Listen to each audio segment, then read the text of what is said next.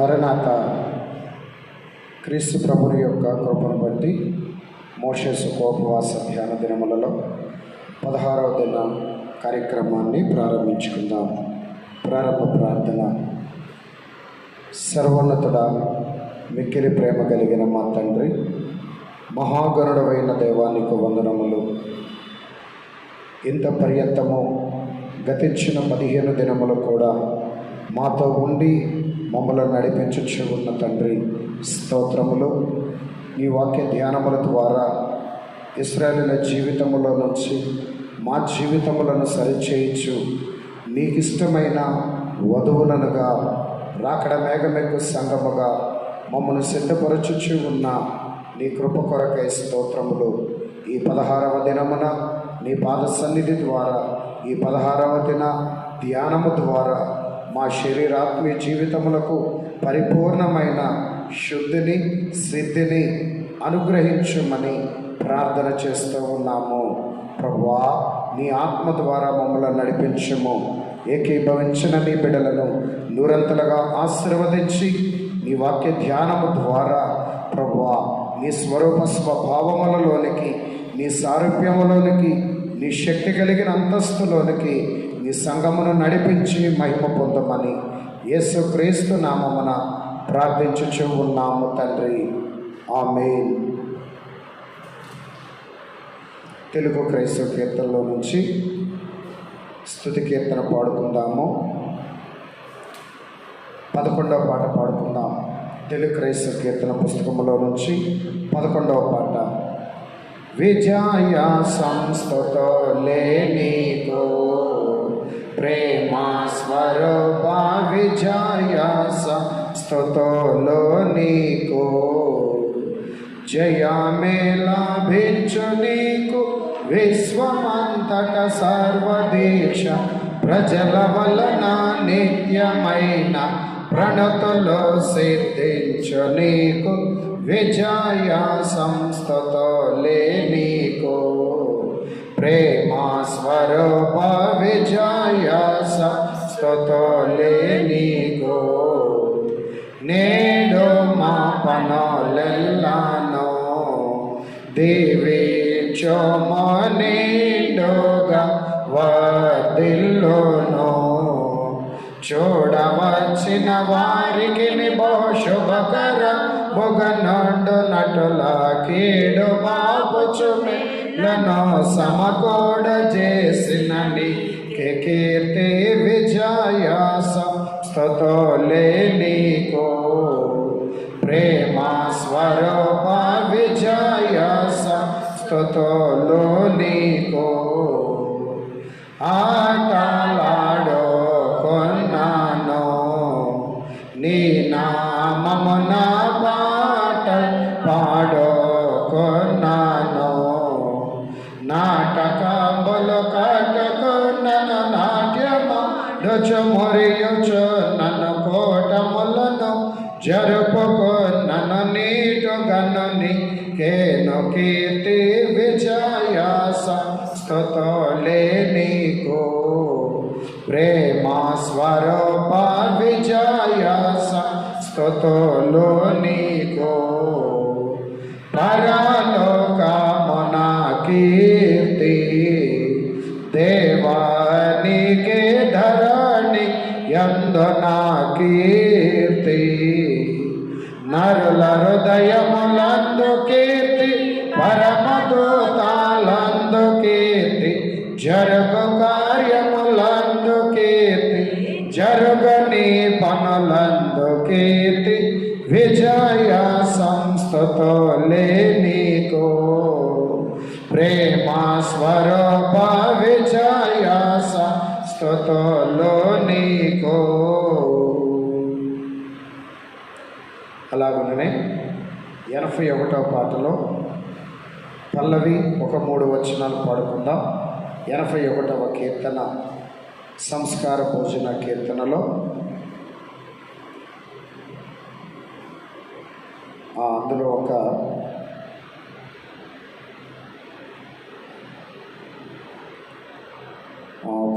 మూడు వచనాలు పాడుకుందాం. ఒక 5 వచనాలు పాడుకుందాము. 5 వచనాలు. ప్రభు సంస్కార పోవిందో, ప్రభు సంస్కార పోవిందో, పరుగేతో కొని రండి, ప్రభువి మనవిందో. ప్రభు జతకి దేశందో, పాప వ్యాధికి మందు, సభల నీటి అందు, సంతోష్టి పెంపొందు. అందుకొను రొట్టెతో ఆయన శరీరము, నాదుకొందుము మర్మ మది అద్భుతము. ఎందరెన్నో మాలి వందల ఏళ్ళలో వధించిత్రి, నాను బాధయో తరుగులేదు. అందుకొను రసముతో ఆయన రక్తము, నాదుకొందుము మర్మ మది అద్భుతము. ఎందరెన్నో మాలి వందల ఏళ్ళలో వధించి త్రాగినను, బాధయో తరుగులేదు. మన రక్షకుడు దేవ తన యొడ్డు రడని కనిపెట్టుచున్నాడు, గనుక నేరడి మనసులోని యాడులను తెగించిమి, మనసు ప్రభువు నాకిచ్చి వెనుకాడకను రండి. పాపాత్ములందరికీ ప్రభువే స్వయముగా భక్తి భోజనమోయే పరచియున్నాడు. పాపులేక సహవాసులయేసుని దాపునానుక సభగా ధన్యులవేదియే. పాపి పాపి అంచు ప్రభువు కలవారించు, ప్రభువు ప్రభువని కలవారించు చూడుము. నా పాపి వేదనకు నడచి రాకున్నాక, తాపమెంతో చేప దగనాయనుచున్నాడు. ప్రభు సంస్కార పోవిందు, ప్రభు సంస్కార పోవిందు, పరుగేతో కొని రండి, ప్రభువే మనవిందు. ప్రియమైన దేవుని జనాంగమా, త్రియేక దేవుని స్తుతి చెల్లించుకొని క్రమాలు జరిగించుకుందాం. ప్రతి ఒక్కరూ జాగ్రత్త కలిగి భయభక్తులతో ఏకీభవించవలసిందిగా ప్రభు పేరట మనవి చేస్తూ ఉన్నాం. కళ్ళు మూసుకొని నాతో ఏకీభవించండి. తండ్రికిని కుమారునికిని పరిశుద్ధాత్మకును ఆదియతను ఇప్పుడును ఎల్లప్పుడును యుగ యుగములందు ఉండునట్లుగా మహిమ ఘనత కీర్తి ప్రభావములు ఆయనకు చెల్లునగాక. ఆమేన్.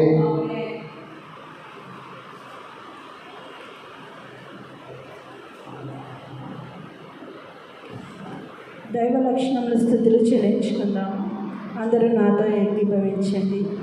నీ అనాదిలో అనంతమున్నది, నీ అనంతంలో ప్రేమ ఉన్నది, నీ ప్రేమలో న్యాయం ఉన్నది, నీ న్యాయంలో పరిశుద్ధత ఉన్నది, నీ పరిశుద్ధతలో శక్తి ఉన్నది, నీ శక్తిలో నిరాకారం ఉన్నది, నీ నిరాకారములో ప్రత్యక్షత ఉన్నది. నీలోని ప్రతి ఒక్క లక్షణంలో అన్ని లక్షణములు ఇమిడి ఉన్నవి. ఒక లక్షణము మాలో పెట్టి ఉన్నావు అని తలంచినప్పుడు తక్కినవి కూడా పెట్టి ఉన్నావని మేము గ్రహించుకొనుచున్నాము. ఆమేన్. వందనములు నీకు, శుభవందనములు నీకు, వందనములు నీకు, శుభవందనములు నీకు. ఆనందముతో కూడిన నా హృదయ వందనములు నీకు. ఆనందముతో కూడిన నా హృదయ వందనములు నీకు. సైతాన్ ఎదిరించే సూత్రములు ప్రారంభ ప్రార్థన. ఓ త్రియేక దేవుడైన తండ్రి, సాతానును ఎదిరించవన్నని నీ వాక్య గ్రంథంలో వాయించినావు. ఇదిగో ఇప్పుడే నీ సన్నిధానమందు వాటిని ఎదిరించుచున్నాము. మా ఎదిరింపుల వలన సైతానుకు వేదన నిస్సత్తువ కలిగించుము. మా ఎదిరింపుల వలన నీకు మహిమ, సంగమునకు జయము కలిగించుము. ఓ సైతానా, ఒకవేళ ఒకడు ఆత్మీయ బలహీనతలో ఉంటే అతడు ఎల్లప్పుడూ పడునని ఎక్కడ వ్రాయబడి ఉన్నది? అతడు తుదకు మారిపోవును, క్షమాపణ పొందునని అతనికి తెలియను. అందుచేత క్షమాపణ రాకముందే క్షమాపణ పొందిన వాడము. నెరవేరక ముందే నెరవేర్పని ఉన్నది కదా. కనుక ఒకడు బలహీనతలో ఉన్నప్పుడు నన్ను యేసు ప్రభు ముందుకు బాగు చేయనని అనుకునుటే విశ్వాసము. ఆమేన్. సాతాను సర్వకార్యములందు శ్రమతో కూడిన చావు నీకు. నన్ను బాధించినప్పుడల్లా వ్రాతలో పడిన శిక్షలు భయపడని నీకు. యూఫ్రటీస్ నది వద్ద ఉన్న భూతాలు కలిగిన దుర్గతి కలుగు నీకు. విజ్ఞప్తి పత్రిక వెలువక ముందే కప్పము భీతి కలుగు నీకు. హేడెస్సన మాట తలనొప్పి హింస నీకు. హర్మగద్దని యుద్ధము హడలు నీకు. కర్తర్గయ్యే ముట్టికాయ నీకు. అగ్ని గుణమనంత నిరాశ నీకు. సైతాను క్రియాలకు సర్వనాశనము. సైతాను క్రియాలకు సర్వనాశనము. నితలంపులకెల్లా నెరవేర్పు నిజము. సమర్పణ ప్రార్థనలు స్తుతులు చెల్లించుకుందాము. ప్రభువా, ఇంకేమున్నది? మేము నీకు సమర్పణ చేసిన వాటికంటే ముందే నీవు మా నిమిత్తము సమర్పణ అయినావు. మాదొక ఒక రకమైన సమర్పణ, నీదొక రకమైన సమర్పణ. నీ సమర్పణ బట్టి మా సమర్పణ. మొదటే నీ సమర్పణ. భూమి పుట్టనప్పటికంటే ముందే కొన్ని వందల ఏండ్ల ముందే నీ ప్రాణ సమర్పణ చేసినావు. గాని మేమిప్పుడు గ్రహించుచున్నాము. భక్తులందరూ నీకు సమర్పణ అయినారు. వారే ముందు సమర్పణ అయినారని అనుకుంటున్నాము. కానీ జగతి పునాది వేయబడక ముందే నీవు సమర్పణ అయినావని పేతురు రాసను. పాత నిబంధన భక్తుల కంటే, కొత్త నిబంధన భక్తుల కంటే నీవే ముందు సమర్పణ. శిలువ మీద నీవు చేసిన సమర్పణను అప్పుడు మేము లేము గనుక చూడలేదు. అప్పుడున్న వారు చూచారు గాన నీ సమర్పణ ఇప్పుడు చూస్తున్నాము. ఆమేన్. తనువు నాదిదిగో కలి కొనుమియో ప్రభువాని పనికి ప్రతిష్ఠింపుమి దినములు క్షణములు దిశకొని అవి నీదు వినుతి ప్రవహింపాచే యను శక్తిని యోమి తనువు నాదిదిగో కలి కొనుమియో ప్రభువాని పనికి ప్రతిష్ఠింపుమి. రాకడ ప్రార్థనలు స్థుతులు చెల్లించుకుందాము. ఓ తండ్రి నీవు తండ్రివని ఎవరైతే తెలుసుకొని విశ్వసించి ప్రేమించుచున్నారో వారు మరొక విషయము తెలుసుకొనుచున్నారు. వారును మేమును ఆ తండ్రి బిడ్డలమై ఉన్నాము. దేవదూతలెంతో మోక్షలోకములోని వారెంతో భూమి మీద తయారగుచున్న మేమును అంతే. అయితే విశ్వాసులైన వారి నిమిత్తము మేము కనిపెట్టుచున్నాము. ముఖ్యముగా వధువు సంఘం ఎప్పుడు తయారగునో ఆ మహిమ ప్రతాపి వలె సూర్యకాంతి వలె నేను తెలుసుకున్న కాంతి వలె కాదు. మేము ఎవరము ఎప్పుడు చూడలేని మహిమ కాంతిలో పరలోకములోనున్న ఆఖరి సంఘముతో కలుసుకున్నప్పుడు నీ మహిమ నీ శక్తి తెలుసుకుందము. ఆమేన్.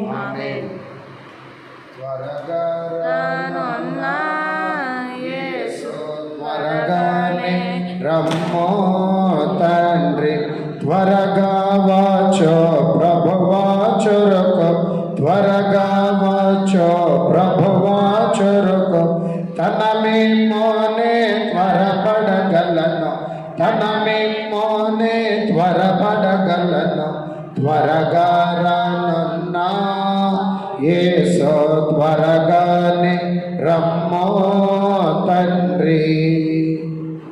మహోన్నతుడా అత్యంత కృప కలిగిన మా తండ్రి మీకు వందనములు నాయన.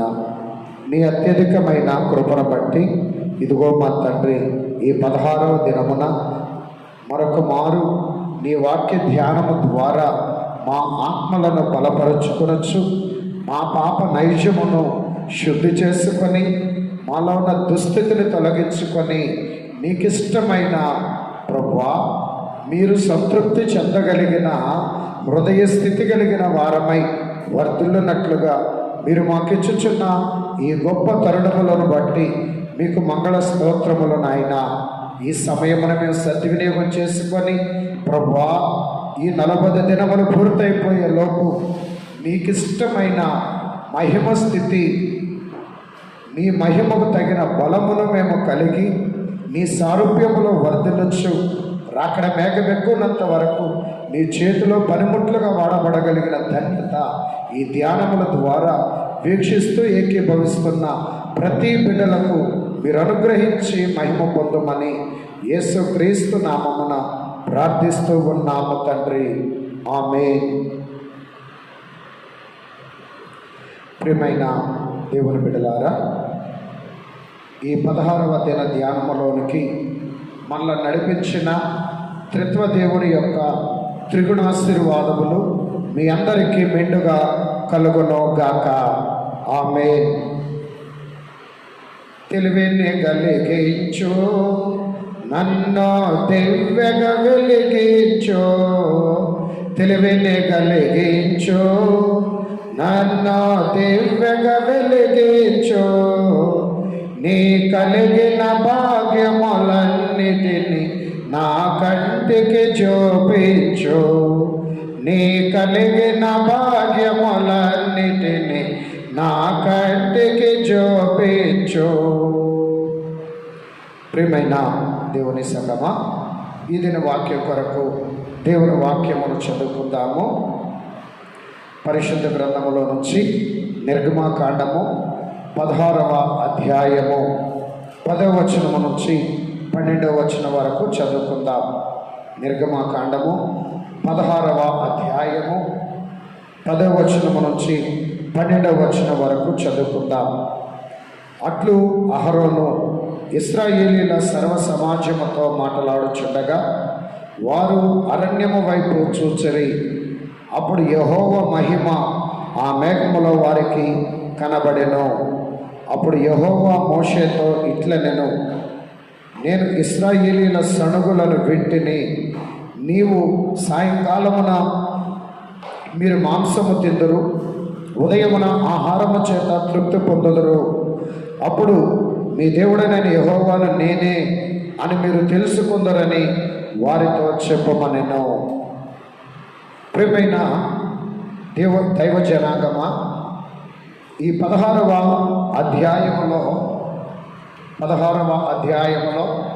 దేవుడు తన జనాంగమైన ఇశ్రాయేలీయులైన వారిని వారి కోరుకున్న ఆహారమును వారికి ఇచ్చుచూ ఉన్నట్లుగా మనం ఇక్కడ గమనించగలము. ఎందుకంటే అడుగుడి మీకు ఇవ్వబడును అని సెలవిచ్చిన దేవుడు అనాదిలోనూ మనం అడగకుండానే ఎన్నో మనకు ఆయన అనుగ్రహించారు. దేవుడు కలుగు చేసి సృష్టిలో పెట్టిన వాటిని చూడగా ఇన్ని వేల సంవత్సరములు గడిచినప్పటికీ కూడా మనం ఇంకా ఎన్ని వాడుకున్నా ఇంకా ఎన్నో మిగిలిపోతూ ఉన్నాయి. అనగా దేవుడు ఆదాము గారు మొదలుకొని అంత్య తీర్పు వరకు రానయ్యున్న సర్వమానవాళి కొరకు కావలసినవి అన్నీ కూడా ఏమీ తక్కువ కాకుండా ఈ భూమిలో ఏర్పాటు చేశాడు. ఇంకా ఎన్ని వాడుకున్నా కూడా మనం మిగిలిపోతూనే ఉన్నాయి. అంతగా దేవుడు సమృద్ధిగా ఈ సృష్టిని కలుగు చేశాడు. అలాగే మరి తన జనాంగమై ఉన్న ఇశ్రాయేలులైన వారిని కూడా అరణ్యములో సైతము వారు ఏ పని, ఏ వ్యాపారం, ఏ వ్యవసాయం చేయకపోయినప్పటికీ కూడా 40 సంవత్సరములు సంతృప్తిగా దేవుడు వారిని పోషించాడు. అరణ్యములో ఐగుప్తు దేశంలో ఉన్నప్పుడు ఈ శ్రమ నుంచి, ఈ బానిసత్వము నుంచి బయటపడితే చాలు అనుకున్నారు ఇశ్రాయేలీయులు. దేవుడు బయటికి తీసుకొని వచ్చాడు. ఎర్ర సముద్రం దగ్గరకు వచ్చేసరికి సమాధులు లేవనుకొని మా ఐగుప్తుల సమాధులు ఇక్కడ తీసుకొచ్చావా అని ప్రాణభయంతో అక్కడ కూడా భయపడిపోయారు. అయితే దేవుడు అద్భుతకరంగా ఎర్ర సముద్రమును పాయలు చేసి అక్కడి నుంచి కూడా దేవుడు వారిని బయటికి తీసుకొని వచ్చారు. అందులో బట్టి దేవుడిని స్తుతించారు. ఆ తర్వాత మరి మారా అనే ప్రాంతం దగ్గరకు వచ్చేసరికి నీరు లేవని బాధపడ్డారు. అయితే దేవుడు ఒక చెట్టును చూపించి మోషే గారికి ఆ చెట్టును చూపగా మోషే గారు ఆ చెట్టు నీటిలో వేసినప్పుడు ఆ నీరు మధురముగా మారిపోయి మరలా అక్కడ దప్పిక తీరింది. అయితే ఇప్పుడు ఈ దినమున చూసినప్పుడు ప్రియమైన దేవుని బిడ్డలారా, ఇశ్రాయేలీలలో కోరికలు పుడుతూ ఉన్నాయి. బతుకు జీవుడు అన్నట్టు బయటపడితే చాలు అనుకున్నటువంటి ఇశ్రాయేలీలకి అరణ్య ప్రయాణంలో ఎర్ర సముద్రం దగ్గర ప్రాణభయం పుట్టుకొచ్చినటువంటి వారు మారా దగ్గర దెబ్బకి చేత చచ్చిపోతామేమో అనేటువంటి ఆలోచన కలిగిన ఇశ్రాయేలీలకు ఇప్పుడు కోరికలు పుడుతూ ఉన్నాయి. ఏంటా కోరికలయ్యా అంటే మాంసాపేక్ష. ఏమిటా కోరిక అంటే మాంసాపేక్ష. ఆ మాంసాపేక్షతో ప్రియమైన దేవుని బిడ్డలారా, మోషే గారి మీద, దేవుని మీద వారు సణుగుతూ ఉన్నారు. ఏమండి, ఆకలితో ఉన్నవాడికి పచ్చడి ఆహారం పెట్టినా కూడా పంచపక్ష పరిమాణములు తిన్నట్లుగా తింటాడు. అయితే వీరికి ఒక్కొక్కటి తీరిపోతున్నాయి. ఇప్పుడు కోరికలు పుట్టుకొస్తూ ఉన్నాయి. ఆ కోరిక తీరకపోయేసరికి పోనీ ఆ కోరికను బట్టి ఏమైనా ప్రార్థన చేస్తున్నారా, దేవుని సన్నిధిలో గోజాడుతున్నారా అంటే గోజాడుతున్నా. ఇశ్రాయేలీలు వారికి ఏం కావలసి వచ్చినా కూడా వారు ఎన్నుకుంటున్న మార్గం ఏంటయ్యా అంటే దైవ వ్యతిరేక మార్గము. ఇశ్రాయేలీలు వారికి ఏం కావలసి వచ్చినా వారు ఎన్నుకుంటున్న మార్గం, వారు చేస్తున్న పని దైవ వ్యతిరేకమైన పని, దేవునికి కోపం పుట్టించే పని వారు చేస్తున్నారు. ఏంటా పని అయ్యా అంటే సణుగుట, కోపపడుట, తిరుగుబాటు చేయుట. వారు చేస్తున్నది ఇదే పని చేస్తూ ఉన్నారు. ఇది సణుగుట, కోపపడుట, తిరుగుబాటు చేయుట, ఇవి దైవ వ్యతిరేకమైన పనులు, దేవునికి కోపము తెప్పించే పనులు. ఈ 3 పనులు ప్రక్కన పెట్టి చక్కగా ప్రార్థన చేయొచ్చు కదా, ప్రార్థన రావట్లా. వారి మనస్సు ప్రార్థన మీదకి వెళుతలా, సడుగుల మీదకి వెళుతున్నారు. ఎందుకంటే వారి కోరిక పుట్టగానే వారి దగ్గరకు వచ్చేయాల, వారికి ఆశ కలగానే వారి ప్లేట్లోకి వచ్చేయాలి. కష్టపడకూడదు, ప్రార్థన చేయకూడదు, దేవుని సన్నిధికి రాకూడదు. వారికి ఆలోచన పుట్టగానే వారి ప్లేట్లోకి వచ్చేయాలి, వారి ముందుకు వచ్చేయాలి అన్నట్లుగా ఇశ్రాయేలీయుల యొక్క ప్రవర్తన ఉంటూ ఉన్నది. ఓర్పుంచుకోవట్లా.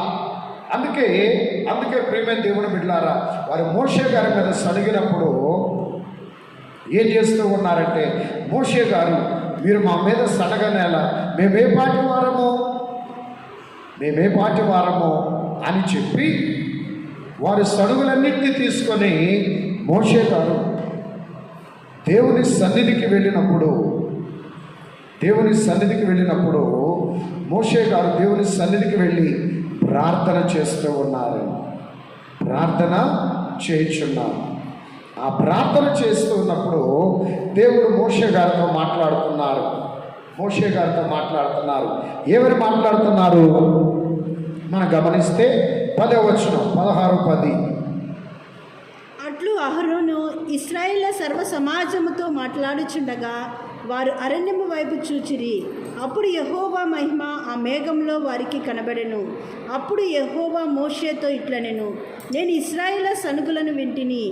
నీవు సాయంకాలమున మీరు మాంసము తిందురు, ఉదయమున ఆహారము చేత తృప్తి పొందుదురు. అప్పుడు మీ దేవుడనైన యెహోవాను నేనే అని మీరు తెలుసుకుందురని వారితో చెప్పుమనెను. చూడండి, ఇక్కడ ప్రభు స్పష్టంగా మోషే గారి ద్వారా మాట్లాడుతున్నారు. ఏమనంటే, నీవు నేను ఇశ్రాయేలు సణుగులు వెంటనే నీవు సాయంకాలమున మీరు మాంసం తిందరు, ఉదయమున ఆహారము చేత తృప్తి పొందుదురు. అయితే ఇక్కడ చూడండి, సణుగు అనేది చాలా భయంకరమైనది. చాలా చిరాకు పుట్టిస్తుంది.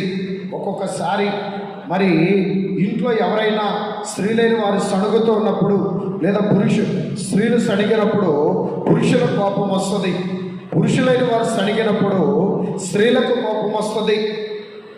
మనం అడిగిన కొనిపెట్టినప్పుడు బిడ్డలు కూడా సణుగుతూ ఉంటారు, అప్పుడు తల్లిదండ్రులకు కోపం వస్తుంది. ప్రియమైన దేవుని బిడ్డలారా, సడుగు అనేది కోపము తెప్పించే పని, దేవుని బిడ్డల పని కాదు. దేవుని బిడ్డల పని ప్రార్థన చేయవలసిన పని, విశ్వసించవలసిన పని, నిరీక్షించవలసినది దేవుని బిడ్డల పని. అంతేగాని సనగటము అనేది దేవుని బిడ్డల పని కాదు. అది దురాశ పరుల యొక్క పని, దుస్థితి కలిగిన వారి యొక్క పని, అది సడిగే పని. కనుక మనలో సడుగులు గురుగుడు ఉండకూడదు. అయితే వీరి యొక్క సడుగులు నేను విన్నాను అని అంటున్నారు ప్రభు. నిజంగా ఇన్ని అద్భుతాలు చేసిన ఆయన వారు సడుగులు విన్నప్పుడు ఎంత బాధపడి ఉంటారో కదా. ఇన్ని చేస్తున్నా కూడా, ఇన్ని ఇస్తున్నా కూడా, ఇంత విడిపిస్తున్నా కూడా వీరు వారికి కావలసిన దాని మీదే దృష్టి పెడుతూ ఉన్నారు. కానీ అన్నీ ఇస్తున్నా దేవుని యందు విశ్వాసం ఉంచలేకపోతున్నారు, ప్రార్థన చేయలేకపోతున్నారు, దేవుని మీద ఆనుకోలేకపోతున్నారని ఎంతగానో బాధపడుతుంటారు ప్రభు. అయినా కూడా తను తగ్గించుకొని వారికి కావలసినవి వారికి ఇస్తూ ఉన్నారు. వారికి కావలసినది ఏమిటి ఆయన ఇస్తున్న ఆహారం అయ్యా అంటే మాంసాహారమును ఇస్తున్నారు, అలాగే తృప్తికరమైన ఆహారమును ఇస్తూ ఉన్నారు. వారికి ఇచ్చిన ఆహారానికి వారు పెట్టిన పేరేమిటి అంటే వారు పెట్టిన పేరేమిటి అంటే 15వ వచనములో చూచినప్పుడు, ఇశ్రాయేలీయులు దాన్ని చూచినప్పుడు అది ఏమైనది తెలియక ఇదేమి అని ఒకరితో ఒకరు చెప్పుకొనిరి. ఇదేమి అని ఒకరితో ఒకరు చెప్పుకున్నారట. ఆ ఇదేమి అనే దగ్గర 2 అని అంక వేసి కింద రాయబడింది. హెబ్రీ భాషలో మన్నా. మన్నా ప్రియమైన దేవుడు బిడ్డారా, దేవుడు శ్రేష్టమైన మన్నా అనబడేటువంటి ఆహారమును వారికి అనుగ్రహిస్తూ ఉన్నారు. మన్నా అనేటువంటి ఆహారమును.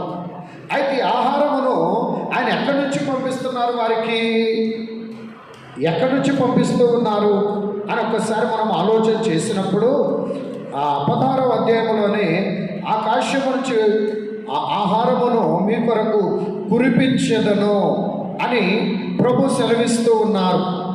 చూద్దాం ఒకసారి, అది కూడా చదువుకుందాము.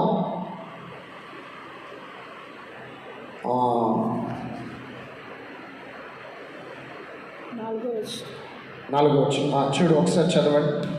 యెహోవా మోషేని చూచి, ఇదిగో నేను ఆకాశం నుండి మీ కొరకు ఆహారమును కురిపించేదను. 16వ అధ్యాయం 4వ వచనములో, ఇదిగో నేను ఆకాశము నుండి మీ కొరకు ఆహారమును కురిపించెదను.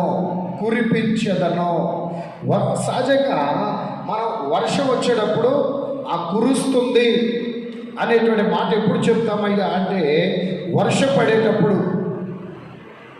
మనం ఏమని చెప్తామంటే వర్షం కురుస్తుంది, బాగా వర్షం కురుస్తుంది అని మనం వర్షం దగ్గర ఆ మాట ఉపయోగిస్తాం. అయితే ఈ రోజున దేవుడు తన బిడ్డలైన వారికి కావలసిన, వారు కోరుకునేటువంటి మాంసపు ఆహారమును ఆయన ఏం చేస్తానంటే కురిపిస్తాను అని అంటున్నాడు. అంటే విస్తారంగా వారు తిని తృప్తి పొందగలిగినంతటి ఆహారమును వర్షములే కృమ్మరిస్తాను అని చెప్పేసి అని అంటున్నారు ప్రభు. వారు అంత చేస్తున్నా, అంత విసుక్కుంటున్నా, ప్రభువునంత నిర్లక్ష్యం చేస్తున్నా దేవుడు తన యొక్క ప్రేమను కనబరుస్తూ ఉన్నాడు. తన యొక్క ప్రేమను కనబరుచు ఉన్నాడు ఆయన.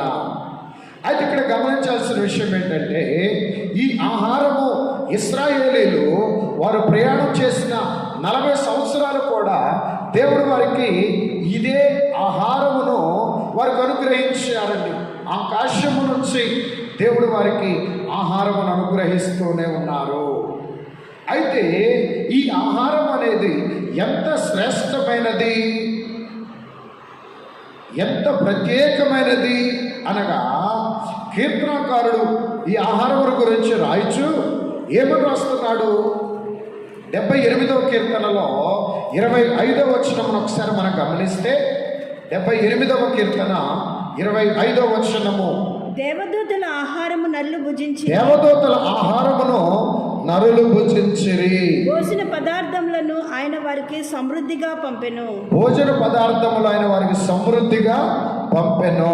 చూడండి, దేవదూతల ఆహారము పరలోకములో ఉండే పరిశుద్ధులైనటువంటి, ఏ కళంకము మచ్చలేని పరలోకపు ఆత్మ సంబంధమైన దైవ పరిచారకులుగా పిలువబడే దేవదూతలు తినే ఆహారమును నరులు భుజిస్తూ ఉన్నట్లుగా ఇక్కడ చూస్తున్నాం.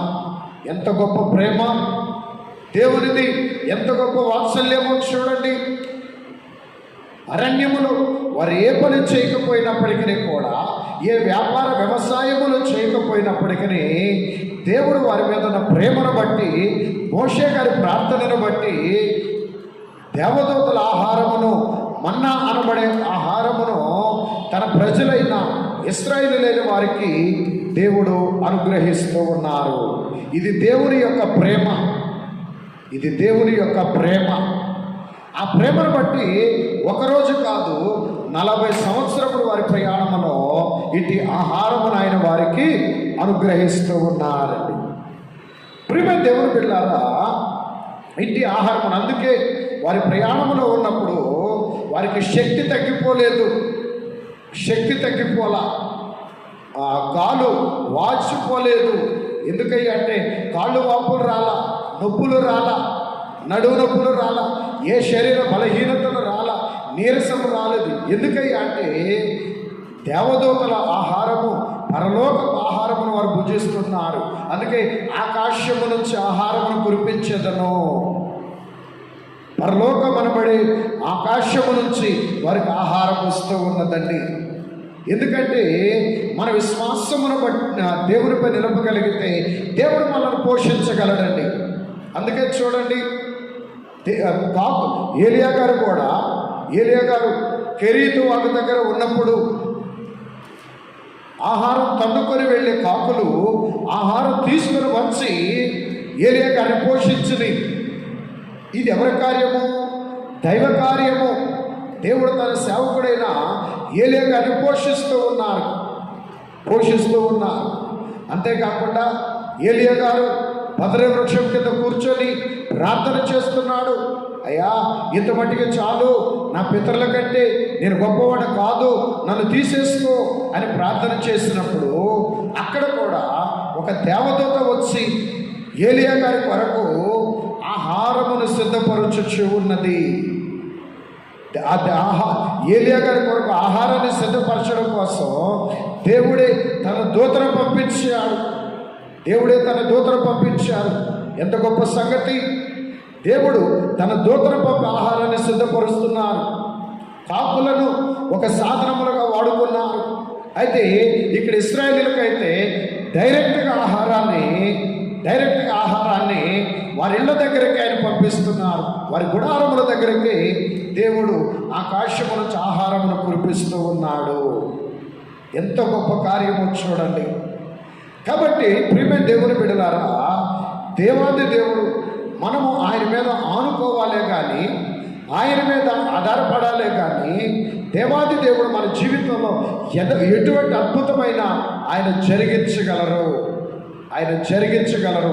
మనం ఆయన మీద కలిగి ఉండే విశ్వాసమును బట్టి, నీ విశ్వాసమును బట్టి, మనము దేవునిలో కలిగి ఉండే విశ్వాసమును బట్టి ఎంత అద్భుతమైన మన జీవితంలో జరుగుతుంది.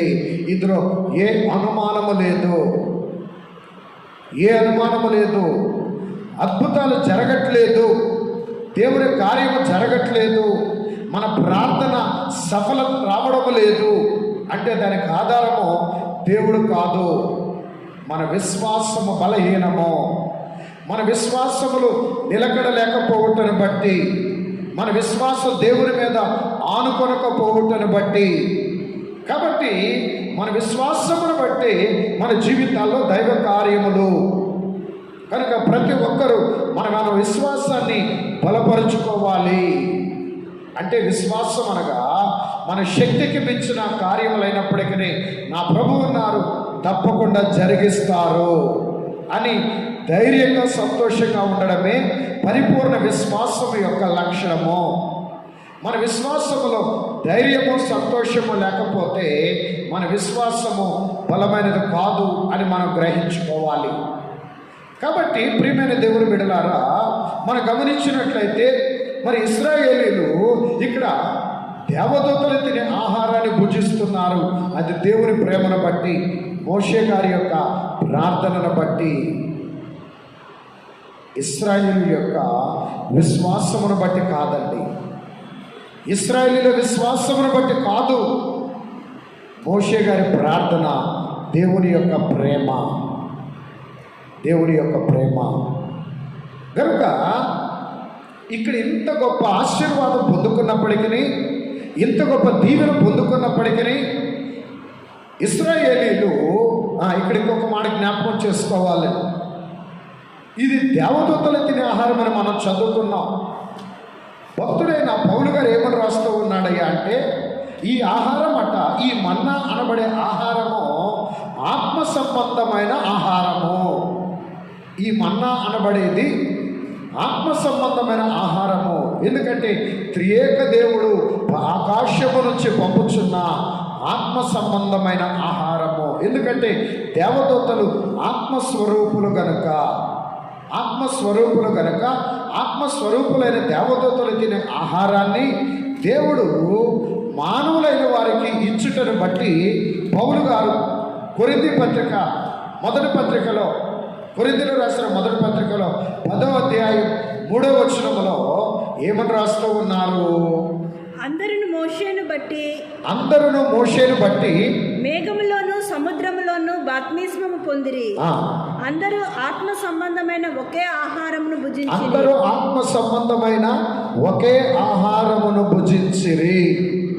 అందరూ ఆత్మ సంబంధమైన ఒకే ఆహారమును భుజించారంట. ఆత్మ సంబంధమైన, ఆత్మస్వరూపులు భుజించు, దేవదూతలు భుజించు ఆహారము మానవులు తినడను బట్టి ప్రియమైన దేవుని బిడ్డలారా, ఇది ఆత్మ సంబంధమైన ఆహారము మన్నా అని మనం గమనించుకోవాలి. నిజంగా ఆనాటి ఇశ్రాయేలీలు ఎంత ధన్యులు. అయితే ఆ ధన్యతను వారు నిలుపుకోలేకపోయారు.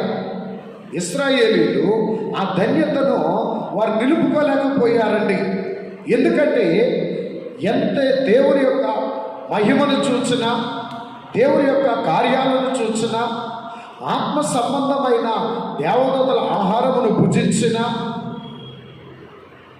దేవుని ద్వారా మధురంగా మార్చబడిన నీరు త్రాగిన, ఎన్ని చూసినా కూడా వారి దృష్టి, వారి ఆశ, వారి కోరిక అంతా కూడా ఈ లోక సంబంధమైన, శరీర సంబంధమైన వాటి మీదే ఉన్నది. కానీ దేవుని మీదకి వారి దృష్టి రావట్లేదండి.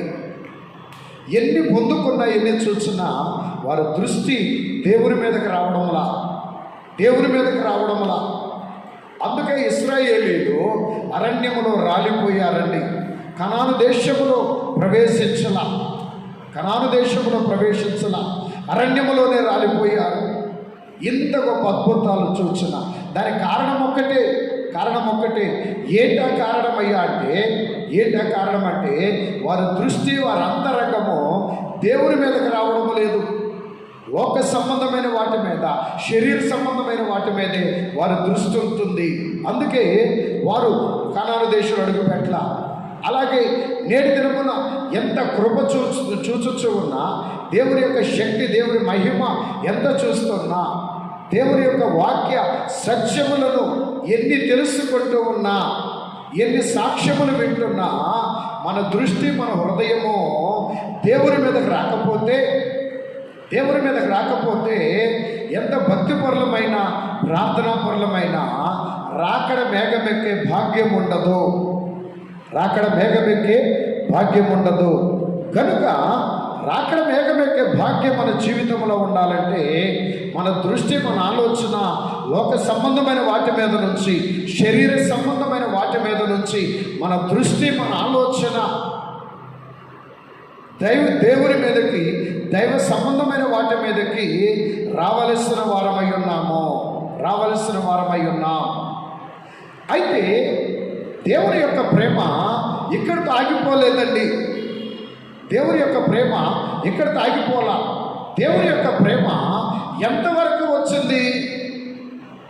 దేవుని ప్రేమ ఎంతవరకు వెళ్ళిందయ్యా అంటే, ఇశ్రాయేలీయుల విషయంలో ప్రభు చూచుటని బట్టి, ఇదిగో ఈ ఆహారము తిన్నప్పటికీ కూడా వీరు అరణ్యములో రాలిపోయారు, బలపడలేకపోయారు, శక్తి కలిగి దైవ మార్గంలో నిలవబడలేకపోయారు అనేటువంటి బహుశా అట్టి ఆలోచన కలిగిన వాడై ఈ సృష్టిలో ఎన్నో ఆహార పదార్థములు మనకిచ్చాడు. అయితే వాటిని బట్టి మనం బలవంతులు కాలేకపోతున్నాం. దేవదూతలు తినే ఆహారం ఇచ్చిన ఇశ్రాయేలీయులు అరణ్యములో రాలిపోయారు. అయితే తన బిడ్డలు ఏ ఒక్కరూ నశించుట దేవునికి ఇష్టము లేనివాడై ఉన్నాడు కనుక, ఏ ఒక్కరూ నశించిపోవుట, బలహీనులైపోవుట దేవునికి ఇష్టము లేదు కనుక దేవుడు ఏం చేశాడంటే ఆయనే మన కొరకు ఆహారముగా మారిపోయాడండి. ఆయనే మన కొరకు ఆహారంగా మారిపోయారు. చూడండి, యోహాను సువార్త 6వ అధ్యాయము 35వ వచనమును మనం గమనించినట్లయితే, యోహాను సువార్త 6వ అధ్యాయము 35వ వచనమును, అందుకు యేసు వారితో ఇట్లా నేను జీవాహారము నేనే, నా యొద్దకు వచ్చేవాడు ఏ మాత్రమును ఆకలి కొనడు, నా యందు విశ్వాసముంచువాడు ఎప్పుడును దప్పికొనడు. ఆయన యొద్దకు వచ్చేవాడు ఎప్పుడు ఆకలి కొనడు. ఎందుకు? ఆయనే జీవాహారమై ఉన్నాడు. ఆయనే జీవాహారముగా దేవాది దేవుడి నరుడుగా భూమి మీదకి దిగి వచ్చాడు. దేవుడే ఆహారముగా. ఎంత గొప్ప సంగతి! ఇశ్రాయేలు విషయంలోనైతే ఆహారాన్ని కురిపించాడు. ఏలియా గారి దగ్గర కాకుల ద్వారా ఆహారాన్ని తెప్పించాడు. అలాగే పదరేరు క్షేత్రం ఏలియా గారు ఉన్నప్పుడు దేవదూత ద్వారా ఆహారాన్ని సిద్ధపరిచాడు. అయితే మన కొరకు దేవుని యొక్క ప్రేమ ఎంత శ్రేష్టమైనదిగా ఉందంటే ఆయనే ఆహారంగా మారిపోయాడండి. ఆయనే మన కొరకు ఆహారంగా మారిపోయారు. అందుకే ప్రభు అంటున్నారు 6వ అధ్యాయము 35వ వచనములో యోహాను సువార్త, జీవాహారమును నేనే, నా యొద్దకు వచ్చేవాడు ఎప్పుడును ఆకలి కొనడు. ఎంత గొప్ప భాగ్యమో, ఎంత గొప్ప ధన్యతను ప్రభు మనకు అనుగ్రహిస్తున్నారో గమనించండి. ఆయనే మనకు ఆహారంగా మారిపోతున్నారు. ఎలాగా? ఆయన శరీర రక్తముల ద్వారా. చూడండి, లూకాసు సువార్త 22వ అధ్యాయము 19-20 వచనములలో, లూకాసు వార్త 19వ అధ్యాయము 22వ అధ్యాయము 19-20 వచనములు. పిమ్మట ఆయన ఒక రొట్టె పట్టుకొని కృతజ్ఞతాస్తుతులు చెల్లించి దాన్ని విరిచి వారికిచ్చి, ఇది మీ కొరకు ఇయ్యబడుచున్న నా శరీరము, నన్ను జ్ఞాపకము చేసుకొనుటకు దీనిని చేయుడని చెప్పెను. చూడండి, ఆయన రొట్టెలు విరిచి ఇది నా శరీరము అంటున్నారు. 20వ వచనంలో చూడండి, ఆ ప్రకారమే భోజనమైన తర్వాత ఆయన గిన్నెయు పట్టుకొని, ఈ గిన్నె మీ కొరకు చిందింపబడుచున్న నా రక్తము వలనైన క్రొత్త నిబంధన. నా రక్తము. ఆ రొట్టెమో యేసు క్రీస్తు ప్రభువుని యొక్క శరీరమున గుర్తుగా ఉంది, ముంగుర్తుగా. గిన్నెలోని ద్రాక్షరసమేమో యేసు క్రీస్తు నూతన నిబంధన కొరకై, మన విడుదల కొరకు, మన శుద్ధి కొరకు ఆయన చిందించుచున్న నిబంధన రక్తము. ఆ నిబంధన రక్తమునకు, క్రీస్తు రక్తమునకు గుర్తుగా ద్రాక్షరసం ఉంటున్నది. ఈ రోజున దేవాలయములలో మనం పుచ్చుకొనుచున్నది రొట్టె రూపములో ఉన్న యేసు క్రీస్తు ప్రభుని శరీరము, ద్రాక్షరస రూపములో ఉన్న యేసు క్రీస్తుని యొక్క రక్తము. ప్రియమైన దేవుని బిడ్డలారా, ఎందుకొరకు అంటే మనము బలహీనులము కాకుండా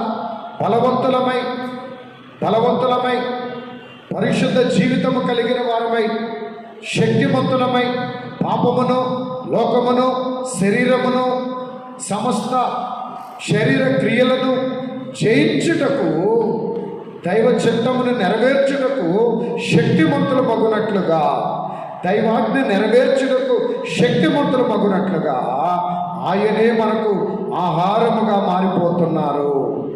ఆయనే మనకు ఆహారంగా మారిపోతున్నారు. కారణం ఏమిటి అంటే మనము బలహీనము కాకుండానట్లుగా ఆయనే మనకు ఆహారంగా మారిపోతున్నారు. అందుకే ప్రియమైన దేవుని బిడ్డలారా, ఆయన శరీర రక్తములు అందుకునే విందు పరలోకములో మనము అనుభవించబోయే విందుకు ఈ భూలోకములో ఆ శరీర రక్తములను మనకు ఒక విందుకు ఆయన మనకు అనుగ్రహించాడు. కాబట్టి ప్రియమైన దేవుని బిడ్డలారా, ఇక్కడ ఎందుకు ఆయన ఆహారంగా మనకు మారిపోయాడంటే, మనం ఎప్పుడు ఆకలి కొనకూడదు, ఆకలి దప్పులతో మనం ఉండకూడదు. అనగా రెండవది, మన బలహీనులము కాకూడదు. మూడవది దైవ చిత్తము నెరవేర్చగల శక్తిమంతులమై ఉండాలి. అందుచేత యేసుక్రీస్తే భూలోకానికి మానవుడుగా వచ్చి మనకు ఆహారంగా మారిపోవుట మనం చూస్తూ ఉన్నాం. అయితే ఎవరైతే ఆయన శరీర రక్తములను భయభక్తులు కలిగి సిద్ధపాటు కలిగి పరిశుద్ధమైన హృదయముతో పరిశుద్ధమైన స్థితితో హృదయ ఆశతో ఎవరైతే ఆయన శరీర రక్తములను అందుకుంటారో ఆయన యొక్క శక్తి వారికి కలుగుతుంది. ఆయన యొక్క శక్తి వారికి కలుగుతుంది. కాబట్టి అందుకే చాలాసార్లు మనం పాడుకున్నాం, దేవుని శరీర రక్తాలు నైజ పాపములను నశింపచేస్తాయి. మనలో ఉన్న పాప నైజాన్ని నశింపచేస్తాయి దేవుని యొక్క శరీర రక్తాలు. అందుకే ఇన్ని రకములైన మేళ్ళు మనకు అనుగ్రహించడానికి ఆయనే మనకు ఆహారంగా మారిపోయారు. మరి ప్రాముఖ్యంగా ఇశ్రాయేలీలు ఆహారము తిన్న మన్నా అనబడేటువంటి దేవదూతలు తినే ఆహారమును తిన్నప్పటికీ కూడా వారు అరణ్యములో రాలిపోయారు. ఎందుకు? ఆ ఆహారాన్ని వారు భయభక్తులు కలిగి గుర్తించిన, ఆ ఆహారానికి తగిన విలువ, ఆ మన్నా అనబడే ఆహారానికి తగిన గౌరవాన్ని వారు ఇవ్వాల, తగిన భయభక్తులు వారు ఇవ్వాల. వస్తుందే తింటున్నారు, ఎంజాయ్ చేస్తున్నారు తప్ప ఇది దేవుడు మా కొరకు ఈ అరణ్యములో సైతం మా కొరకు దేవుడు పంపిన ఆహారము అని ఆ ఆహారం యొక్క గొప్పతనాన్ని వారు గుర్తించిన, ఆ ఆహారానికి విలువ ఇవ్వలేదు. ఆహారాన్ని పంపిన దేవునికి వారి విలువ ఇవ్వట్ల. అందుకని పత్రికలో ఒక చోట ఏమని రాయబడి ఉంటుందంటే వారి కడుపే వారి దేవుడు అని రాయబడి ఉంటుందండి. వారి కడుపే వారి దేవుడు అనగా వారి దృష్టి ఎంతవరకు తిండి మీదే ఉన్నది. నేటి కాలంలో చాలామంది మానవులు కూడా తిండి లేదా డబ్బు ఆస్తి లేదా పదవులు బంగారములు వీటి మీదే ఉంటుంది. కొంతమందికైతే గొప్పతనాల మీద గౌరవాల మీద మెప్పులు కావాలి, వీటి మీద ఉంటుంది. ఎంతవరకు నేటి దినాన క్రైస్తవ సంఘం యొక్క ఆలోచన, నేటి దినాన క్రైస్తవ సంఘం యొక్క ఉద్దేశం, నేటి దిన క్రైస్తవ సంఘం యొక్క కోరిక ఏమిటి అంటే ఎంతవరకు ఈ లోకం మీద శరీర సంబంధమైన వాటి మీదే ఆశతో ఉంటున్నారు తప్ప దేవుని మీదకి వెళ్ళడంలా. మరి కొంతమంది రెండు పడవల మీద కాళ్ళు వేస్తారు. ఎలాగా? దేవునిలోను ఇటు లోకము రెండు కావాలంటారు కొంతమంది. ఇది నిలువెచ్చని స్థితి. కొంతమంది అయితే పూర్తిగా లోకమే, మరి కొంతమంది అయితే దేవుడు కావాలి లోకము కావాలి. ఇది నిలువెచ్చని స్థితి, దేవుడు అసహించుకునే స్థితి. అయితే నీతిగల విశ్వాసులమైన మనము పూర్తిగా దేవునిని గౌరవించాలి, దేవుని భయభక్తులు కలిగిన వారమై ఉండాలి. ఆయన ఇచ్చిన వాటి అన్ని గౌరవించాలి. ఎన్ని కలిగి ఉన్నా, దేవుడిచ్చిన ఏమి కలిగి ఉన్నా, ఎంత కలిగి ఉన్నా మన మనస్సు మన ఆలోచన అంతా కూడా దేవుని మీదే ఉండాలి. మనం కలిగి ఉన్న వాటి మీద మన మనస్సు ఉన్నట్లయితే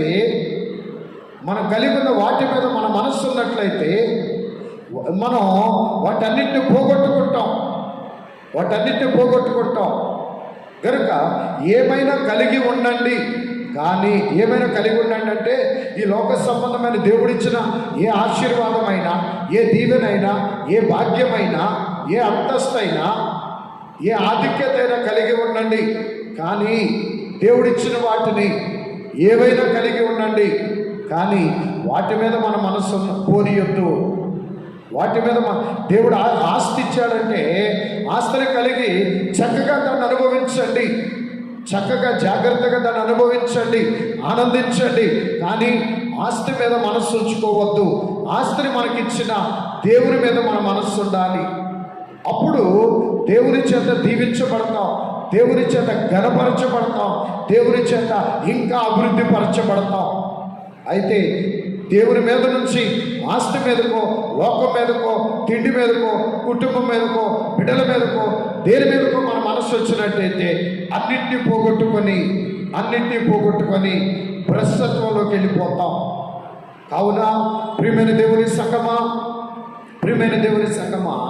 మరి ఇశ్రాయేలీలు ఇంత గొప్ప శ్రేష్టమైన ఆహారాన్ని భుజించారు, అయినా వారు అరణ్యంలో రాలిపోయారు. మరి మన పరిస్థితి ఏంటి? వాక్యమైన ఆహారం తింటున్నాం కదా, దేవుడి సృష్టిలో మనకు వేసిన భోజనము బల్ల అనబడే ఈ సృష్టిలో ఉన్న దేవుడు కలుగు చేసిన ఈ సృష్టిలో వాటన్నింటినీ తింటున్నాం. వాక్యమైన ఆహారాన్ని తింటున్నాం, దేవుడి శరీర రక్తములనే ఆహారాన్ని తింటున్నాం. ఇన్ని తింటున్నాం మనము అనగా దేవుడు కలుగు సృష్టిలోని ఆహారాన్ని తింటున్నాం, వాక్యమైన ఆహారాన్ని తింటున్నాం, ప్రభు శరీర రక్తములనే ఆహారాన్ని తింటున్నాం. మరి ఇన్ని తింటున్నాం, మరి మన పరిస్థితి ఏంటి? ఇంకా అరణ్యములో ఇశ్రాయేలీయుల వలె ఉన్నామా? లేదా దేవుడు కాకు ద్వారా పంపగా ఆ ఆహారాన్ని తిన్నారు ఏలియా గారు. దేవదూత ద్వారా సిద్ధపరిచిన ఆహారాన్ని తిన్నారు ఏలియా గారు. ఆ ఆహారాన్ని తిన్నటువంటి ఏలియా గారు దేవుని భయభక్తులు కలిగి, దేవుని మీద ఆనుకొని, దేవుని కొరకు రోషం కలిగి నిలవబడి చివరికి అగ్నిరథముల మీద కొనిపోబడ్డారు ఏలియా గారు. సజీవంగా అగ్నిరథముల మీద కొనిపోబడ్డారు. చూడండి, ఇక్కడ ఇశ్రాయేలీయులు, ఏలియా గారు మనం గమనించినట్లయితే యెహోవా ఆకాశము నుంచి కురిపించిన ఆహారాన్ని తిన్నారు వారు. దేవదూత ద్వారా సిద్ధపరచబడిన ఆహారమేమో ఏలియా గారు తిన్నారు. అయితే ఏలియా గారు అగ్ని రథముల మీద కొనిపోబడ్డారు, ఇశ్రాయేలీయులు అరణ్యములో రాలిపోయారు. అలాగే మరి వీరిద్దరిని మన ముందు పెట్టుకుందాం. మనం 3 రకాల ఆహారం తింటున్నాం కదా. ఆయన కలుగు చేసిన ఈ సృష్టిలోని ఆహారం తింటున్నాం, వాక్యమైన ఆహారాన్ని తింటున్నాం, ప్రభు శరీర రక్తములైన ఆహారం తింటున్నాం. చూడండి, ఇక్కడ ఏలియా గారికి ప్రభు శరీర రక్తాలు లేవు. మనకైతే ప్రభు శరీర రక్తాలు ఉన్నాయి. ప్రభు శరీర రక్తాలు అందుకుంటున్నాం కదా. దేవుని సన్నిధికి ఆదివారం ఆలయమునికి వచ్చి యేసు ప్రభు ఆ రొట్టెని తీసుకుంటూ యేసయ్య శరీరం అని తీసుకుంటున్నాం కదా. ద్రాక్షరసం త్రాగుతూ క్రీస్తు రక్తము అనే విశ్వాసంతో తీసుకుంటున్నాం కదా. మరి మనం ఎలాగున్నాము? ఇశ్రాయేలీయుల వలె ఉన్నామా? సజీవంగా అగ్ని రథముల మీద కొనిపోబడిన ఏలియా వలె ఉన్నామా? ఎలాగున్నామో ఇది మనము గమనించుకోవాలి. ఇది మన జీవితంలో మనం పరిశీలించుకోవాలి. దీనిని బట్టి మనం ఏలియా గారి వలె రాకడ మేఘమెక్కి దేవుని వద్దకు వెళతామా, లేదా ఇశ్రాయేలీయుల వలె మిగిలిపోతామా? దీన్ని బట్టి మనం గమనించుకోవాలి. మరి ముఖ్యంగా అందుకే ఇక్కడ దేవుడు ఇశ్రాయేలీయులని పరీక్షిస్తున్నాడు. ఎలా పరీక్షిస్తున్నాడు? ఆ 16వ అధ్యాయంలో చూస్తే 4వ వచనంలో, నిర్గమకాండ 16:4లో చూసినట్లయితే, యెహోవా మోషేను చూచి, ఇదిగో నేను ఆకాశము నుండి మీ కొరకు ఆహారమును కురిపించెదను, వారు నా ధర్మశాస్త్రమును అనుసరించి నడుతురో లేదో అని నేను వారిని పరీక్షించినట్లు ఈ ప్రజలు వెళ్ళి ఏనాటి బెత్తము ఆనాడే కూర్చుకొనవలెను.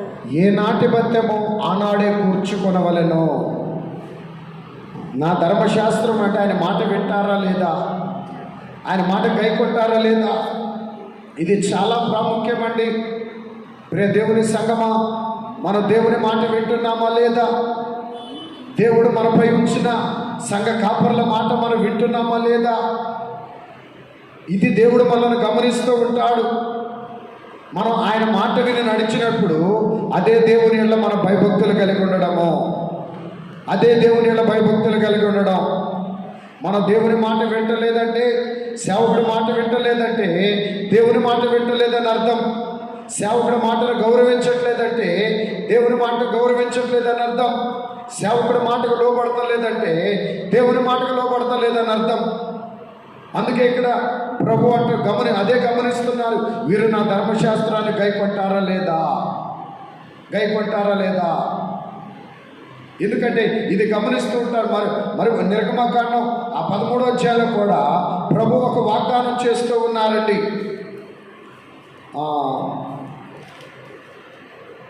ఎక్కడ 15వ అధ్యాయంలో అక్కడ కూడా దేవుడు వారిని గమనిస్తున్న 26వ వచనం చూడండి. మీ దేవుడైన యెహోవాకును శ్రద్ధగా విని ఆయన దృష్టికి న్యాయమైనది చేసి ఆయన ఆజ్ఞలకు విధేయులై ఆయన కట్టడలన్నిటినీ అనుసరించి నడిచిన యెడల నేను ఐగుప్తీయులకు కలుగజేసిన రోగములలో ఏదియూ మీకు రానియను. నిన్ను స్వస్థపరిచి యెహోవాను నేనే అనెను. చూడండి, మీ దేవుడైన యెహోవా వాక్కుని శ్రద్ధగా విని ఆయన దృష్టికి న్యాయమైనది చేసి ఆయన ఆజ్ఞకు విధేయులై ఆయన కట్టడలను అనుసరించి నడుచుకొని ఎడల ఐగుప్తులు కలుగు చేసిన రోగములలో ఏదియూ మీకు రానియను.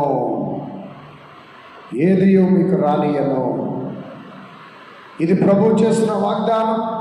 బహుశా ఈ రోజున లోకములో మానవులకి అలాగే అనేకులకు రోగములు ఇబ్బందులు వస్తున్నాయనే కారణం ఏమిటనగా దేవుని మాట వినకపోవడాన్ని బట్టి, దైవాజ్ఞలు అనుసరించకపోవడాన్ని బట్టి. కాబట్టి ప్రభు మనలో పరీక్షించేది, మనలో ఆయన చూసేది, ఆయన కోరుకునేది కూడా అదే. మనం ఆయన మాట వింటున్నామా లేదా, వీరు నా మాట వింటారా లేదా అని దేవుడి వారికి ఒక నియమాన్ని ఏర్పాటు చేస్తున్నాడు. ఏంటంటే ఏ నాటి ఆహారము ఆనాడే సమకూర్చుకోవాలి, ఏ దినాహారం ఆ దినమే సమకూర్చుకోవాలి. అయితే 7వ దినము మరి అప్పుడు కాలంలో ఇశ్రాయేలీయులకు విశ్రాంతి దినము కనుక 6వ దినము 2 ఆహారమును కూర్చుకోవాలి.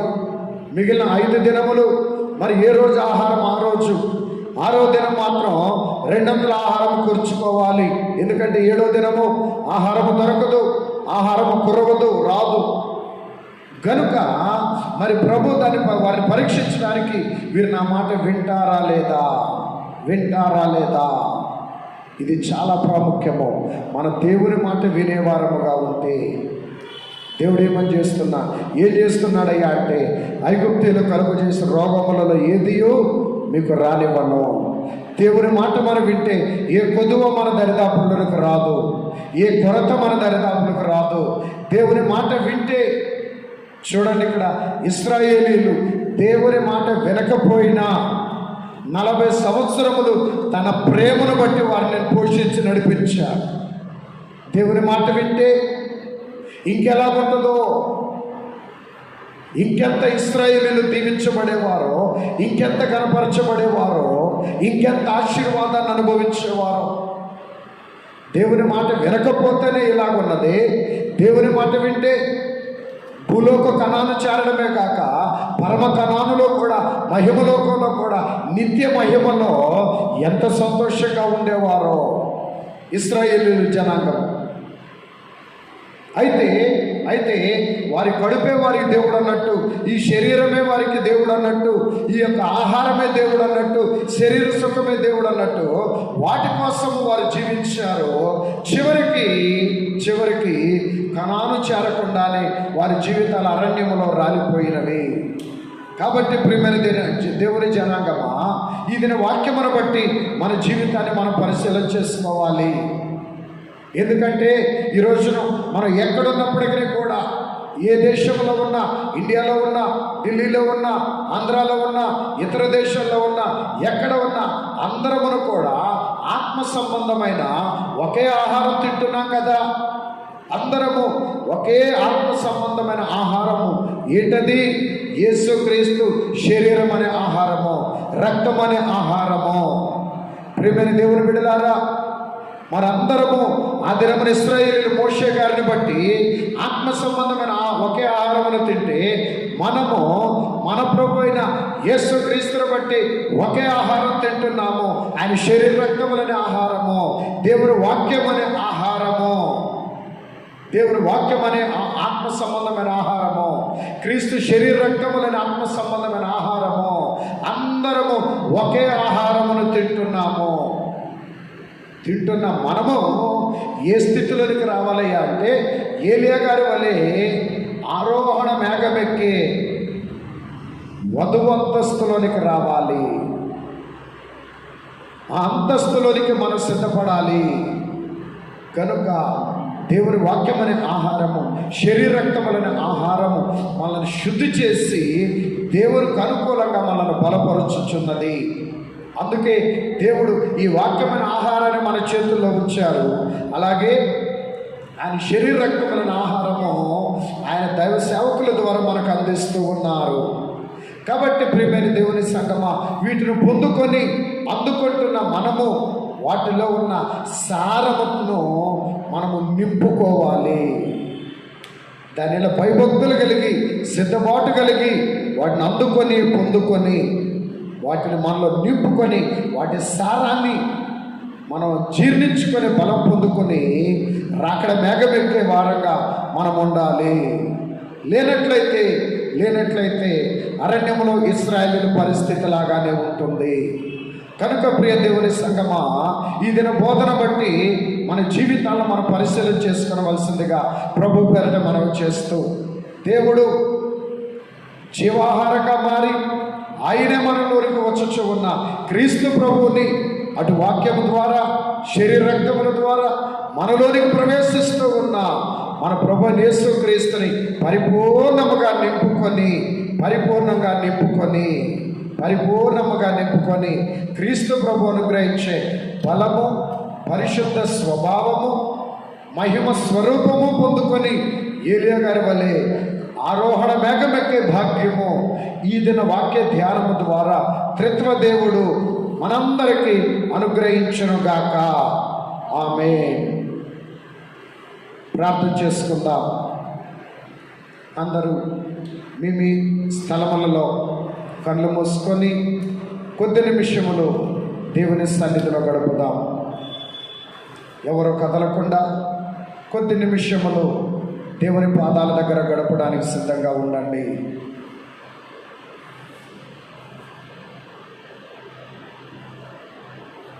పాపి అంచు ప్రభువు కలవారించు, ప్రభువని కలవారించు చూడుము. నా పాపి వేదునకు నడచిరాకున్నాన, తాపమెంతో చెప్ప దగునాయన చూనాడు. నా బిడ్డలు అని దేవుడు తన కొరకు ఇశ్రాయేలీయులైన వారిని ఎన్నుకొని ఐగుప్తులోంచి బయటికి తీసుకుని వచ్చి ఎర్ర సముద్రమును దాటించి చేదు నీటిని మధురమైన నీటిగా మార్చి దప్పిక తీర్చి ఈ రోజున వారి కొరకు ఆకాశము నుంచి దేవదూతలు తిన ఆహారమును, ఆత్మ సంబంధమైన ఆహారమును ఆకాశము నుంచి దేవుడే స్వయముగా, మన ప్రభువే స్వయముగా ఇశ్రాయేలీయులకు ఆహారమును అనుగ్రహించుచు ఉన్నారు. ప్రియ దేవుని సంగమా, మరి నేడు దినములలో ఆయన నోటి మాటలు మనకు ఆహారంగా ఉన్నాయి. ఆయన శరీర రక్తములు మనకు ఆహారంగా ఉన్నాయి. దేవుడే ఆ దినములలో వారికి, నేడు దినములలో మనకు ఇట్టి శ్రేష్టమైన ఆత్మ సంబంధమైన మహిమ కలిగిన ఆహారమును మనకు అనుగ్రహించుచు ఉన్నారు. ఎంత గొప్ప ప్రేమ తాను కలుగు చేసుకుని జనాంగం ఎడల దేవుని ప్రేమ ఎంత గొప్పదో చూడండి. దేవుని ప్రేమ ఎంత గొప్పదో, ఆయన వాత్సల్యం ఎంత గొప్పదో, ఆయన కనికరం ఎంత గొప్పదో. ప్రియ దేవుని విశ్వాసి, ఆ దినములలో ఇశ్రాయేలీయులు ఎలాగ ఆహారమును పొందుకున్నారు, నేడు దినమున మనమును కూడా ఇట్టి ఆత్మ సంబంధమైన ఆహారమును పొందుకొనొచ్చున్నాము కదా. పొందుకొనొచ్చి ఉన్న మన స్థితి ఎలాగున్నది? ఇశ్రాయేలీయుల వంటి స్థితిలో ఉన్నామా? ఆరోహణ మేఘమెక్కి ఆరోహణమైన ఏలియా గారి వంటి అంతస్తులో ఉన్నామా? పరిశీలన చేసుకున్నట్లయితే మన జ్ఞానం మనకు అర్థమగుచున్నది కదా. మనం ఏలియా గారి అంతస్తులో లేము, కానీ ఇశ్రాయేలీల అంతస్తులో మనం ఉన్నాము కదా. అయితే మన దుస్థితిని దేవుని ఎదుట ఒప్పుకుందాము, మన అయోగ్యతను దేవుని ఎదుట ఒప్పుకుందాము. మన ప్రభు యేసుక్రీస్తు ఆయన ప్రేమ కలిగిన దేవుడు, నా ఎద్దకు వచ్చేవాడిని నేను ఎంత మాత్రమును బయటకు త్రోసివేయను అని సెలవించి మనల్ని క్షమించి చేర్చుకొని మనల్ని బలపరిచే దేవుడు, మనల్ని బలపరిచే దేవుడు. ఈరోజు నేను పాద సన్నిధిలో ఉన్న ఓ విశ్వాసి ఒక్క మారు జ్ఞాపకం చేసుకొని, దేవా మమ్మలను క్షమించి నీ రక్తముతో శుద్ధి చేసి అయా మా యోగ్యతను తొలగించి నీ ఆత్మతో మమ్మలను బలపరచు నాయనా. ఇశ్రాయేలీలకైతే ఆహారము నుంచి కురవబడిన ఆహారం ఇచ్చావు, ఏలియా గారికి దేవదూత ద్వారా సిద్ధపరచబడిన ఆహారం ఇచ్చావు. నీ బోధ వినుటకు వచ్చిన వారికి 5 రొట్టెలు 2 చేపలు 5,000 మంది ఆకలి తీర్చగలిగిన ఆహారముగా మార్చావు. కానీ నాయనా, ఎన్నిక లేని ఏ మంచి లేని ఇదిగో ఎందుకు పనికిరాని మా విషయంలోనైతే నీ నోటి మాటలు మాకు ఆహారముగా ఇచ్చావు. నీ శరీర రక్తముల ద్వారా నీవే ఆహారముగా మారిపోయావు దేవా. ఇశ్రాయేలీల కన్నా నీ బోధ వినడకు వచ్చిన యోధులను కన్నా అయ్యా మమ్మల్ని అత్యధికముగా ప్రేమించావు. ఎందుకంటే నీవే మాకు ఆహారంగా మారిపోయావు. నీ నోటి మాటలనే మాకు ఒక వాక్యాహారముగా ఇచ్చావయ్యా. ఇంత గొప్ప ధన్యత మాకు అనుగ్రహించావు, ఇంత గొప్ప ఘనమైన స్థితిని మాకు ఇచ్చావు. అయితే మేమే దాన్ని గౌరవించలేకపోతున్నాం, మేమే ఆ గొప్పతనమును గుర్తించలేకపోతున్నామయ్యా. దయతో క్షమించి నీ పరిశుద్ధాత్మ ద్వారా తెలివిని కలిగించుము, దివ్యగా వెలిగించుము.